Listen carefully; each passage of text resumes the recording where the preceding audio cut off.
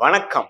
நான் உங்கள் அன்பான சயின்டிபிக் வேதிக் அஸ்ட்ராலஜர் அஸ்ட்ரோரஞ்சி பேசுகிறேன். நல்லது நினைப்போம், நல்லதே நடக்கும். இந்த வீடியோல நாம மகர ராசிக்காரர்களுக்கு மே 2024 எப்படி இருக்க போறதுன்னு பார்க்க போறோம். இப்போ பார்த்தீங்கன்னா, அதுக்கு முன்னாடி நம்மளோட வீடியோஸ் ஃபர்ஸ்ட் டைம் வரவங்க, நம்ம சேனல் ஃபர்ஸ்ட் டைம் வரவங்க மறக்காம சப்ஸ்கிரைப் பண்ணுங்க. ஃப்ரெண்ட்ஸ் அண்ட் ரிலேட்டிவ்ஸ்க்கு உங்க பிடிச்ச வீடியோ ஷேர் பண்ணுங்க. இப்போ பார்த்தீங்கன்னா, மகர ராசிக்காரர்களுக்கு 2024 மே மாதம் எப்படி இருக்க போகுதுன்னு பார்க்கும் பொழுது, ஆண்டு கிரகமாகிய கேது வந்து 9ஆம் இடத்திலும், ராகு 3ஆம் இடத்திலும் நீடித்திருக்க போகிறார். சனி 2ஆம் இடத்துல 7 நாள் சனியோட இறுதி பகுதி போயிட்டு இருக்க போகிறது மகர ராசிக்காரர்களுக்கு. ஜென்ம சனி முடிந்து விட்டது என்பது ஒரு பெரிய நல்ல விஷயமாக நம்ம எடுத்துக்கிறோம். அதே விஷயத்தை பார்த்தீங்கன்னா, குரு பகவான் வந்து இது வரைக்கும் 4ஆம் இடத்துல இருந்த குரு 5ஆம் இடம் என்று சொல்லப்படுகிற லட்சுமி ஸ்தானத்துக்கு மாறுறது ஒரு அருமையான ஒரு மாற்றத்தை கொடுக்கக்கூடிய ஒரு பயிற்சியாக இருக்கிறது. அது மே 1ஆம் தேதி மாதத்தின் முதல் நாளே நடக்கிறது. அடுத்த 2024-25 கொடுக்கக்கூடிய பலனின் ஆரம்ப கட்ட ஒரு நல்ல விஷயத்தை கொடுக்கக்கூடிய ஆரம்ப மாதமாக மே மாதம் கருதப்படுகிறது மகர ராசிக்காரர்களுக்கு. 5ஆம் இடத்துக்கு ஆகிய குரு என்ன பண்றாருன்னா, ராசியை 9ஆம் பார்வையா பார்க்கிறார். அதே சமயத்துல 10ஆம் வீடுங்கிற தொழில் ஸ்தானத்தையும் பார்க்கிறார். அதே சமயத்துல என்ன பண்றார், அவரு வந்து 8ஆம் வீட்டையும் பார்க்கிறார். ஸோ இப்படி இருக்கக்கூடிய ஒரு அமைப்பு பார்த்தீங்கன்னா, ஒரு நல்ல ஒரு அமைப்பு கொடுக்கக்கூடிய ஒரு விஷயமாக மகர ராசிக்காரர்களுக்கு உண்டு. இப்ப பாருங்க, ராசி எப்ப குரு பார்க்கும் பொழுது ஒரு நல்ல தாக்கத்தை கொடுக்கக்கூடிய அமைப்பு கண்டிப்பாக உண்டு. ஸோ அதே சமயத்துல மத்த கிரகம் என்று சொல்லப்படுகிற அந்த செவ்வாயும் ராகும் 3ஆம் இடத்துல இருக்கிறது சில விஷயங்கள், அதாவது இடம் சார்ந்த விஷயங்கள், சகோதர விஷயத்துல எல்லாம் கொஞ்சம் கேர்ஃபுல்லா இருக்க வேண்டிய அமைப்பு கொடுக்குதுங்க. அதே சமயத்துல உங்களுக்கு சனி பகவான் 2ஆம் இடத்திலே இருந்து ராசிதிபதி 2ஆம் இடத்திலே இருக்கிறது எந்த விதத்திலையும் மாறுதல் கொடுக்க போறதில்லை. அதே சமயத்தில் சுக்கிர பகவான் உங்களுடைய யோகம் ராஜயோகாதிபதி என்று சொல்லப்படுகிற சுக்கிரன் 4ஆம் இடத்திலிருந்து 5ஆம் இடத்துக்கு மே 19ஆம் தேதி போகிறார். அட்டமாதிபதி ஆகிய சூரியன் மே 14ஆம் தேதி மாறுகிறார். புதனும் மே 10ஆம் தேதி 3ஆம் இடத்திலிருந்து ராகு செவ்வாய் பிடியிலிருந்து 4ஆம் இடத்துல வருகிறார். இதெல்லாம் வைத்து பார்க்கும் பொழுது மாதத்தின் இறுதி பகுதி உங்களோட குரு பயிற்சியை நல்லாவே உணரக்கூடிய அமைப்பு இருக்குது. மாதத்தின் முதல் பகுதி வந்து கொஞ்சம் கேர்ஃபுல்லா இருக்கக்கூடிய அமைப்புகளாக இருக்கிறது. அந்த குரு பயிற்சியின் தாக்கங்கள், நல்ல தாக்கங்களை உணர்றதுக்கு சில நாட்கள் ஆகக்கூடிய அமைப்புகள் கண்டிப்பாக காட்டுகிறது. இந்த செவ்வாய் புதன் ராகு சேர்க்கை 3ஆம் இடத்தில் இருக்கிறது, அது ஒரு விஷயமாக இருக்கிறது.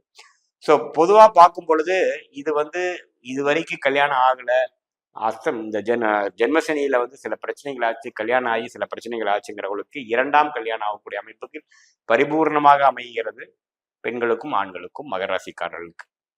அதே சமயத்துல இதுவரைக்கும் சில சுப காரியங்கள் தடைகளா இருக்கிறது. சில விஷயங்கள் இப்போ வீடு கட்டிட்டு இருக்கோம், வீடு கிரக பிரவேசமே பண்ண முடியல, முடிக்க முடியலைங்கிறவங்களுக்குலாம் ஒரு நல்ல ஒரு குதூகலமான ஒரு சீக்கிரமா முடிஞ்சிருச்சு, மனம் சந்தோஷம் அடைகிறது. சில 1 வருஷம் 2 வருஷமா 2020 முயற்சி செஞ்சுட்டு இருக்கேன், இன்னும் முடியலைங்கிறதெல்லாம் நல்லாவே பரிபூர்ணமா முடியக்கூடிய அமைப்புகள் உண்டு. அஷ்டமசனி தாக்கத்துல இருக்கிறவங்களுக்கு எல்லாமே ஒரு மன நிறைவை கொடுக்கக்கூடிய அமைப்பாக இது உண்டுங்க. அதாவது சொன்ன ஜென்மசனி தாக்கத்தில் இருக்கிறவங்களுக்கு. ஸோ இப்போ என்னதான் 7 நாள் சனி முழுசா முடியலைனாலும் கண்டிப்பாக இந்த குரு பயிற்சி வந்து ஒரு நல்ல தாக்கத்தையும் நல்ல விஷயத்தையும் கொடுக்க போயிருது. 2024 மே மாதத்திலிருந்து 2025 ஏப்ரல் மாதம் வரைக்கும் நல்ல பலனை கொடுப்பதற்கு ஒரு ஆரம்ப கால ஒரு மாதமாக இந்த மே மாதம் எடுத்துக்கொள்ளலாங்க.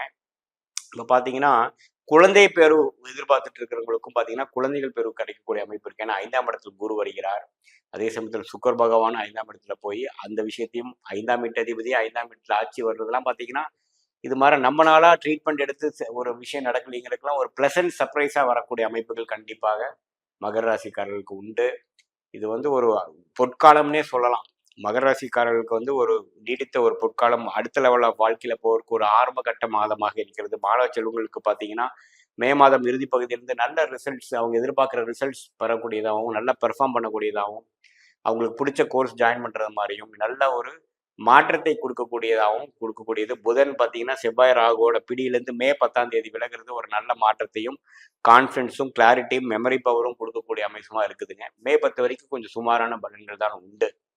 ஸோ எல்லாமே வச்சு பார்க்கும் பொழுது மகர ராசிக்காரர்களுக்கு ஒரு ஒரு அருமையான ஒரு ஃபியூச்சரை கொடுக்கக்கூடிய ஒரு காலகட்டத்துக்கு ஒரு ஃபவுண்டேஷன் கொடுக்கக்கூடிய ஒரு ஆரம்பகட்ட மாதமாக இந்த மே 2024 அமைகிறது என்பதுதான் நம்ம தெரிந்து கொள்ள வேண்டும். இப்ப பாத்தீங்கன்னா, இது வரைக்கும் நம்ம பார்த்துட்டு இருந்த பலன்லாம் பொது பலன்கள். அதாவது கோச்சாரத்துல வந்து ஆண்டு கிரகமாகிய ராகு கேது குரு சனி எப்படி இருக்கிறாங்கன்னு பொறுத்தும், மாத கிரகங்கள் என்று சொல்லப்படுகிற சுக்கிரன் புதன் செவ்வாய், இது மாதிரி கிரகங்கள் சூரியன்ல எப்படி இருக்கிறாங்கிற பொறுத்து தான் நம்ம கோச்சாரத்துல பலன் எடுக்கிறோம். பட் உண்மையான விஷயம் பார்த்தீங்கன்னா, உங்களுடைய ஜென்ம ஜாதகத்துல உங்களுக்கு கிரகங்கள் எப்படி இருக்குது, நீங்க என்ன லக்னம், எந்த சாரத்துல எந்த நட்சத்திரத்துல ஒரு ஒரு கிரகம் இருக்குது, ஆட்சி உச்சங்கள் எப்படி இருக்கிறது, தசாபுக்திகள் எப்படி போயிட்டு இருக்குது, இப்போ கரண்ட்ல என்ன தசாபுக்திகள் நடப்புல இருக்குதுங்கிற பொறுத்து தான் துல்லியமான பலன்கள் எடுத்து இந்த கோச்சார பலன்களும் இந்த தசாபுக்திகளும் மிக்ஸ் பண்ணி பார்க்கணும்.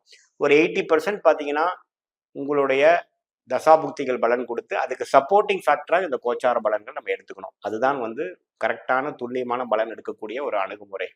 ஸோ நம்ம எதுக்கு இது பார்க்குறோம் அப்படின்னு பார்த்தீங்கன்னா, பொதுவாக இப்போ இருக்கக்கூடிய இந்த மாத காலத்துக்கு எப்படி உங்களோட அமைப்புகள் இருக்கு, சாதகமாக இருக்கிறதா, சாதகம் இல்லாமல் இருக்கிறதான்னு பார்க்குறோம். உங்களுக்கு சாதகமான தசாபுக்திகள் போகிறப்போ நல்ல பலன்கள், நான் சொல்லக்கூடிய பலன்கள் கொஞ்சம் தூக்கலாகவும், சாதகமற்ற தசாபுக்திகள் போகும்பொழுது நான் சொன்ன சாதகமற்ற பலன்கள் கொஞ்சம் அதிகமாகவும், சாதகமான பலன்கள் குறைவாகவும் இருக்கும் என்பதை நீங்கள் அறிந்து கொள்ள வேண்டும். மீண்டும் மற்றொரு காணொலியில் சந்திப்போம். நன்றி, வணக்கம்.